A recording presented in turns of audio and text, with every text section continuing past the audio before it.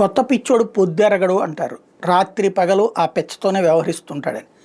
ట్రంప్‌ని పిచ్చోడు అనాలా, అమాయకుడు అనాలా, లేకపోతే అతిశయం అనాలా, అహంకారం అనాలా, ఆధిపత్యం అనాలా, అభిజాత్యం అనాలా? అయ్యగారి మాటలు తను అధ్యక్షుడిగా రెండోసారి ఎన్నికైనప్పటి నుంచి విపరీత పోకడలు, విచిత్రమైనటువంటి మాటలు, విస్తృతమైనటువంటి నిర్ణయాలు, వింతైనటువంటి నిర్ణయాలు, ఒకవైపున ప్రయోజనం కలిగిస్తున్నట్టు, ఇంకో పక్కన సంబంధాలు చెడగొట్టినట్టు ఉంటుంది.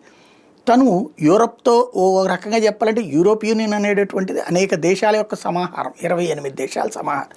అమెరికాతో సంబంధాలు పెట్టుకుని అమెరికాకి పెద్దన్న పాత్ర ఇస్తున్నారు, కానీ వాళ్ళేమి అమెరికా బానిసలు కాదు. ఆ విషయం మర్చిపోయి ఈ మధ్యన యూరప్ను కూడా బాగా విసిగిస్తున్నటువంటి నేపథ్యంలో బైడెన్ లాంటోడు ఏంటంటే యూరోప్ యూనియన్లో తమదైనటువంటి మనిషిని పెట్టుకుని కథ నడిపేవాడు. ట్రంప్ వచ్చేటప్పటికి అట్లా కాదు, విచ్చలవిడిగా వాళ్ళని తిట్టిపోస్తుంటేనే ఒక పక్కన ఫ్రాన్సు, బ్రిటను, కెనడా లాంటి ఎదురు తిరిగిని వాళ్ళ మీదన ఎక్కువ టారిఫ్లు వేసి ఏడిపిస్తానని చెప్పినటువంటిది చూసాం. ఇప్పుడు మళ్ళీ యూరప్ గురించిన కీలకమైన వ్యాఖ్యలు చేసుకొచ్చాడు. యూరప్ కూడా ఉక్రెయిన్కి యుద్ధానికి వ్యతిరేకంగా ఉంది, రష్యాకు అనుకూలంగా వ్యవహరిస్తుంది ఆయిల్ కొనడం ద్వారా అన్నటువంటి. అంటే నేను ఇంతకుముందే చెప్పుకున్నాను, డీజిల్ వాళ్ళు భారీ ఎత్తున కొంటున్నారు అన్నటువంటి. అమెరికా కూడా కొంటుంది ఆ లెక్కనైతే.